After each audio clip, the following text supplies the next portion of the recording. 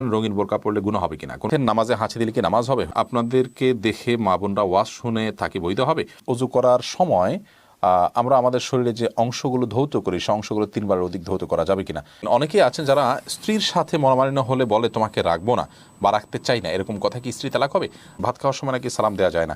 আমি নিয়মিত আপনার ভিডিও দেখে আমার স্ত্রী নিয়মিত সালাত আদায় করেন, সূরা কেরাত পাঠ করে থাকেন, পর্দাও করে চলেন, কিন্তু আমার স্ত্রীর একটা অভ্যাস হলো তিনি নিয়মিত ইন্ডিয়ান সিরিয়ালগুলোর রোমান্টিক দৃশ্যগুলো দেখেন, এতে তার গুনাহ হবে কি?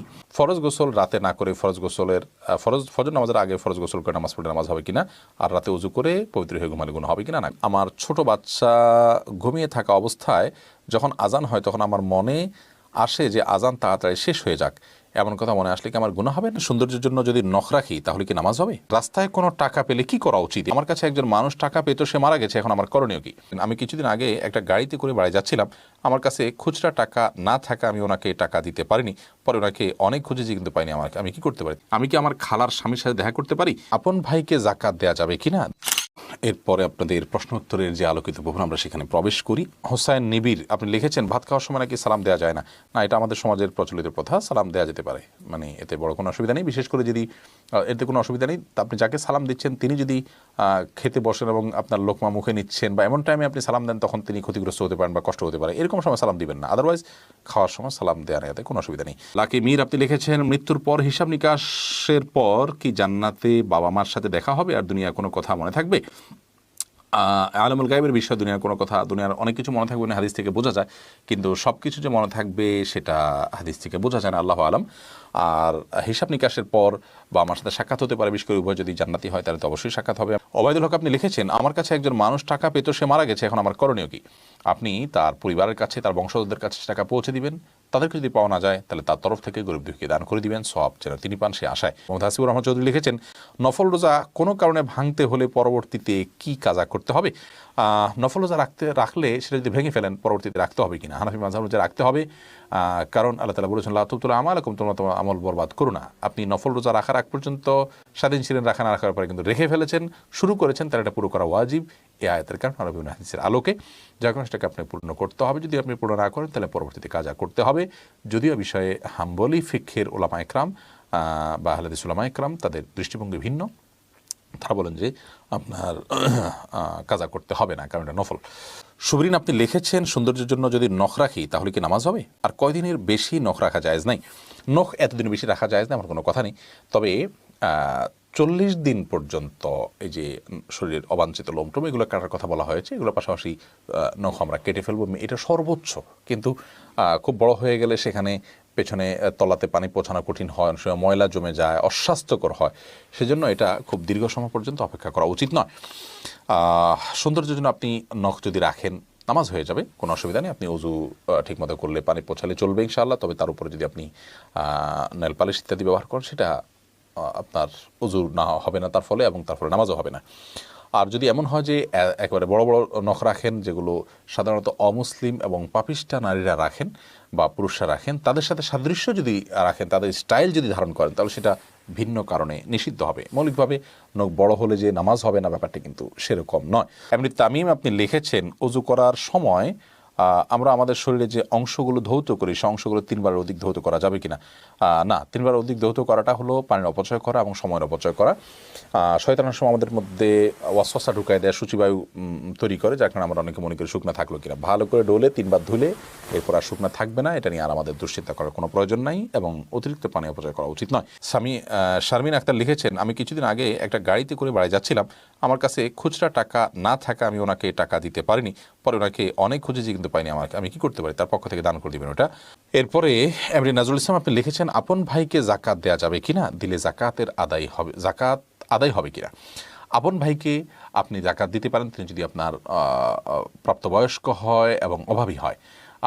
আপনি বড়, আপনার ভাই আপনার অধীনস্থ প্রাপ্তবয়স্ক নাবালিগ, তাহলে আপনার বাবার যদি সামর্থ্য না থাকে বা বাবা যে না থাকেন, তাহলে তার দায় দায়িত্ব তো আপনাকে বহন করতে হবে, আপনি তাকে যাকাত দিতে পারবেন না। বাট ধরুন তিনি প্রাপ্তবয়স্ক, তার বালেগ হয়ে গেছে, এখন আপনার দায় দায়িত্বের বাইরে, অথবা তার সংসার আছে আলাদা কিন্তু অভাবী, তাহলে আপনি তাকে যাকাত দিতে পারবেন এবং দিলে বেশি সওয়াব হবে। হাদিসে আসছে নবী করিম সাল্লাল্লাহু আলাইহি ওয়াসাল্লাম বলেছেন, as-সাদাকাতু আলাল ফুকারাই সাদাকা, সাধারণ গরিবদেরকে দিলে শুধু সাদাকা দানের সওয়াব হবে, আর নিকটাত্মীয়রা যদি হয় তাদেরকে দান করলে, তাদেরকে যাকাত দিলে এটা ডাবল সওয়াব হবে। সিলাতুন ওয়া সাদাকাতুন, আত্মীয়তার বন্ধন রক্ষা করাও হবে, আবার আপনার সাদাকার সওয়াব হবে।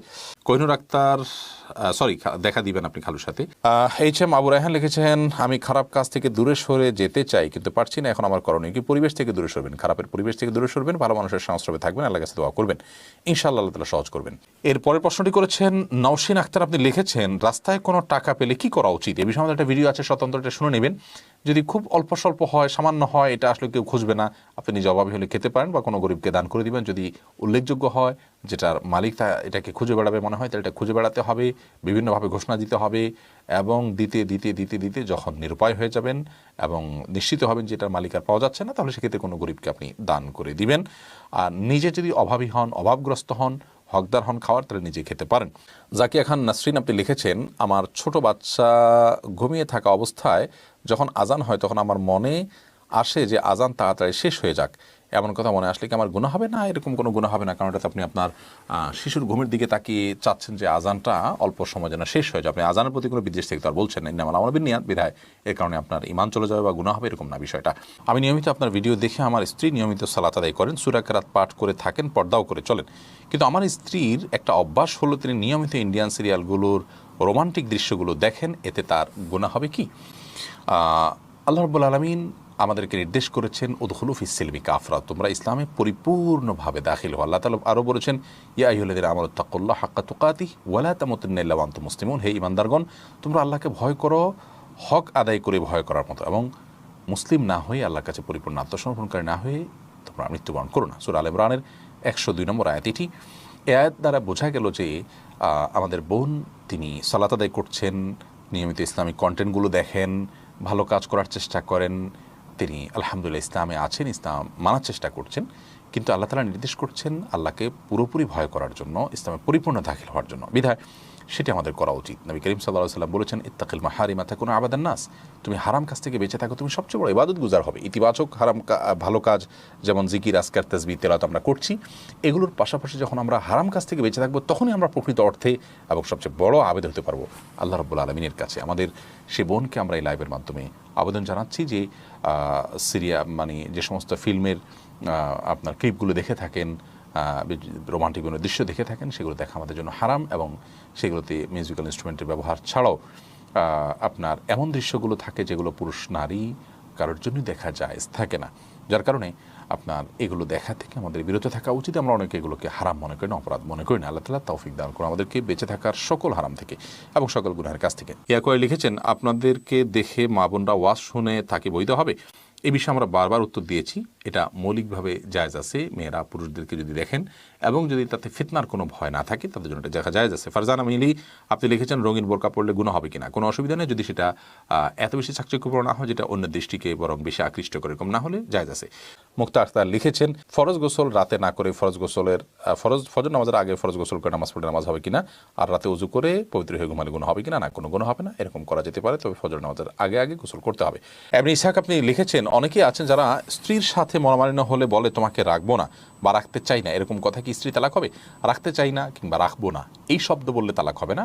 তোমাকে আমি ছেড়ে দিলাম বা তুমি চলে যাও, এই জাতীয় যদি বলা হয় তাহলে সেক্ষেত্রে সেটি তালাক হওয়ার মতো শব্দ। এরপরে রেহমা আক্তার লিখেছেন, নামাজে হাঁচি দিলে কি নামাজ হবে? হয়ে যাবে, কোনো অসুবিধা নেই, হাঁচি তো আর মানুষের ইচ্ছায় হয় না, নামাজ হয়ে যাবে। ফারজানা মিলি, আপনি লিখেছেন, রঙিন বোরকা পড়লে গুনাহ হবে কিনা? কোনো অসুবিধা নেই, যদি সেটা এত বেশি চাকচিক্যপূর্ণ না হয় যেটা অন্য দৃষ্টিকে বরং বেশি আকৃষ্ট করে, এরকম না হলে জায়েজ আছে।